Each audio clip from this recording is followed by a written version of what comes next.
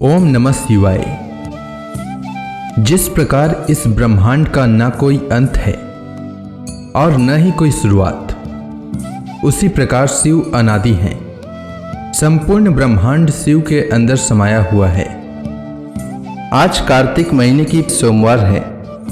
आइए श्रवण करते हैं सोमवार व्रत कथा। प्राचीन काल की बात है। एक नगर में एक बहुत धनवान साहूकार रहता था, जिसके घर में धन की कमी नहीं थी, परंतु उसको एक बहुत बड़ा दुख था कि उसके कोई पुत्र नहीं था। वह इसी चिंता में दिन रात लगा रहता था। वह पुत्र की कामना के लिए प्रत्येक सोमवार को शिव जी का व्रत और पूजन किया करता था तथा सायंकाल को शिव मंदिर में जाकर शिव जी के सामने दीपक जलाया करता था। उसके इस भक्ति भाव को देखकर एक समय पार्वती जी ने शिव जी महाराज से कहा कि महाराज, यह साहूकार आपका अनन्य भक्त है और सदैव आपका व्रत और पूजन बड़ी श्रद्धा से करता है। इसकी मनोकामना पूर्ण करनी चाहिए। शिव जी ने कहा, हे पार्वती, यह संसार कर्म क्षेत्र है। जैसे किसान खेत में जैसा बीज बोता है वैसा ही फल काटता है, उसी तरह इस संसार में जैसा कर्म करते हैं वैसा ही फल भोगते हैं। पार्वती जी ने अत्यंत आग्रह से कहा, महाराज, जब यह आपका अनन्य भक्त है और इसको अगर किसी प्रकार का दुख है तो उसको अवश्य दूर करना चाहिए, क्योंकि आप सदैव अपने भक्तों पर दयालु होते हैं और उनके दुखों को दूर करते हैं। यदि आप ऐसा नहीं करेंगे तो मनुष्य आपकी सेवा तथा व्रत क्यों करेंगे। पार्वती जी का ऐसा आग्रह देख शिव जी महाराज कहने लगे, हे पार्वती, इसके कोई पुत्र नहीं है। इसी चिंता में यह अति दुखी रहता है। इसके भाग्य में पुत्र न होने पर भी इसको मैं पुत्र प्राप्ति का वर देता हूँ, परंतु यह पुत्र केवल 12 वर्ष तक जीवित रहेगा। इसके पश्चात वह मृत्यु को प्राप्त हो जाएगा। इससे अधिक मैं और इसके लिए कुछ नहीं कर सकता। यह सब बातें साहूकार सुन रहा था। इससे उसको न तो कुछ प्रसन्नता हुई और न ही कुछ दुख हुआ। वह पहले जैसा ही शिव जी महाराज का व्रत और पूजन करता रहा। कुछ काल व्यतीत हो जाने पर साहूकार की स्त्री गर्भवती हुई और 10वें महीने में उसके गर्भ से अति सुंदर पुत्र की प्राप्ति हुई। साहूकार के घर में बहुत खुशी मनाई गई, परंतु साहूकार ने उसकी केवल 12 वर्ष की आयु जानकर अधिक प्रसन्नता प्रकट न की और न ही किसी को भेद ही बताया। जब वह बालक 11 वर्ष का हो गया तो उस बालक की माता ने उसके पिता से विवाह आदि के लिए कहा, तो वह साहूकार कहने लगा कि अभी मैं इसका विवाह नहीं करूंगा, अपने पुत्र को काशी जी पढ़ने के लिए भेजूंगा। फिर साहूकार ने अपने साले अर्थात बालक के मामा को बुला करके उसको बहुत सा धन देकर कहा, तुम मेरे बालक को काशी जी पढ़ने के लिए ले जाओ और रास्ते में जिस स्थान पर भी जाओ यज्ञ तथा ब्राह्मणों को भोजन कराते जाओ। वह दोनों मामा भांजे यज्ञ करते और ब्राह्मणों को भोजन कराते जा रहे थे। रास्ते में उनको एक शहर पड़ा। उस शहर में राजा की कन्या का विवाह हो रहा था। दूसरे राजा का लड़का जो विवाह कराने के लिए बारात लेकर आया था, वह एक आंख से काना था। उसके माता पिता को इस बात को लेकर बड़ी चिंता थी कि कहीं वर को देखकर कन्या के माता पिता विवाह में किसी प्रकार की अड़चन पैदा न कर दें। इस कारण जब उसने अति सुंदर सेठ के लड़के को देखा तो मन में विचार किया कि क्यों न दरवाजे के समय इस लड़के से वर का काम चलाया जाए।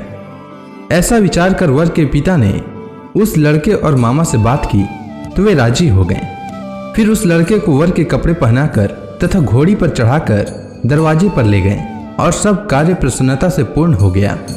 फिर वर के पिता ने सोचा कि यदि विवाह कार्य भी इसी लड़के से करा लिया जाए तो क्या बुराई है। ऐसा विचार कर लड़के और उसके मामा से कहा, यदि आप फेरों का काम और कन्यादान के काम को भी करा दें तो आपकी बड़ी कृपा होगी और मैं इसके बदले में आपको बहुत कुछ धन दूंगा। तो उन्होंने स्वीकार कर लिया और विवाह कार्य भी बहुत अच्छी तरह से संपन्न हो गया। परंतु जिस समय लड़का जाने लगा तो उसने राजकुमारी की चुंदड़ी के पल्ले पर लिख दिया कि तेरा विवाह तो मेरे साथ हुआ है, परंतु जिस राजकुमार के साथ तुमको भेजेंगे वह एक आंख से काना है और मैं काशी जी पढ़ने जा रहा हूँ। लड़के के जाने के पश्चात उस राजकुमारी ने जब अपनी चुंदड़ी पर ऐसा लिखा हुआ पाया तो उसने राजकुमार के साथ जाने से मना कर दिया और कहा कि वह मेरा पति नहीं है, मेरा विवाह इसके साथ नहीं हुआ है, वह तो काशी जी पढ़ने के लिए गया है। राजकुमारी के माता पिता ने अपनी कन्या को विदा नहीं किया और बारात वापस चली गई। उधर सेठ का लड़का और उसका मामा काशी जी पहुंच गए। वहां जाकर उन्होंने यज्ञ करना और लड़के ने पढ़ना शुरू कर दिया। जब लड़के की आयु 12 वर्ष की हो गई तो उस दिन उन्होंने यज्ञ रचा रखा था कि लड़के ने अपने मामा से कहा कि मामा जी आज मेरी तबीयत कुछ ठीक नहीं है। तब मामा ने कहा कि अंदर जाओ और सो जाओ। लड़का अंदर जाकर सो गया और थोड़ी देर में उसके प्राण निकल गए। जब उसके मामा ने आकर देखा कि वह मुर्दा पड़ा है तो उसको बड़ा दुख हुआ और उसने सोचा कि अगर मैं अभी रोना पीटना मचा दूंगा तो यज्ञ का कार्य अधूरा रह जाएगा। अतः उसने जल्दी से यज्ञ का कार्य समाप्त कर ब्राह्मणों के जाने के बाद रोना पीटना आरंभ किया। संयोगवश उसी समय शिव पार्वती जी उधर से जा रहे थे। जब उन्होंने जोर जोर से रोने की आवाज सुनी तो पार्वती जी कहने लगी कि महाराज कोई दुखिया रो रहा है, उसके कष्ट को दूर कीजिए। जब शिव पार्वती ने पास जाकर देखा तो वहां एक लड़का मुर्दा पड़ा था। पार्वती जी कहने लगी कि महाराज यह तो उसी सेठ का लड़का है जो आपके वरदान से हुआ था। हे महाराज, इस बालक को और आयु दीजिए, नहीं तो इसके माता पिता तड़प तड़प कर मर जाएंगे। पार्वती जी के बार बार आग्रह करने पर शिव जी ने उसको जीवन वरदान दिया और शिव जी महाराज की कृपा से लड़का जीवित हो गया। शिव जी और पार्वती जी कैलाश पर्वत पर चले गए। तब वह लड़का और मामा उसी प्रकार यज्ञ करते तथा ब्राह्मणों को भोजन कराते हुए अपने घर की ओर चल पड़े। रास्ते में उसी शहर में आए जहां उसका विवाह हुआ था। वहां पर आकर उन्होंने यज्ञ आरंभ कर दिया तो उस लड़के के ससुर ने उसको पहचान लिया और अपने महल में ले जाकर उसकी बड़ी खातिर की। साथ ही बहुत से दास दासियों सहित आदर पूर्वक लड़की और जमाई को विदा किया। जब वो अपने शहर के निकट आए तो मामा ने कहा कि मैं पहले तुम्हारे घर जाकर खबर कर देता हूँ। जब उस लड़के का मामा घर पहुंचा तो लड़के के माता पिता घर की छत पर बैठे थे और यह प्रण कर रखा था कि यदि हमारा पुत्र सकुशल लौट आया तो हम राजी खुशी नीचे आ जाएंगे, नहीं तो छत से गिरकर अपने प्राण खो देंगे। इतने में उस लड़के के मामा ने आकर यह समाचार दिया कि आपका पुत्र आ गया है, तो उनको विश्वास नहीं हुआ। तब उसके मामा ने शपथ पूर्वक कहा कि आपका पुत्र अपनी स्त्री के साथ बहुत सारा धन लेकर आया है। तो सेठ ने आनंद के साथ उसका स्वागत किया और बड़ी प्रसन्नता के साथ रहने लगे।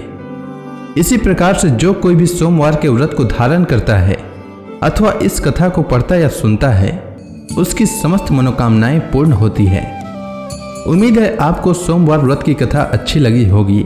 अगर आपको यह वीडियो अच्छी लगी हो तो कमेंट सेक्शन में ओम नमः शिवाय लिखना न भूलें। धन्यवाद।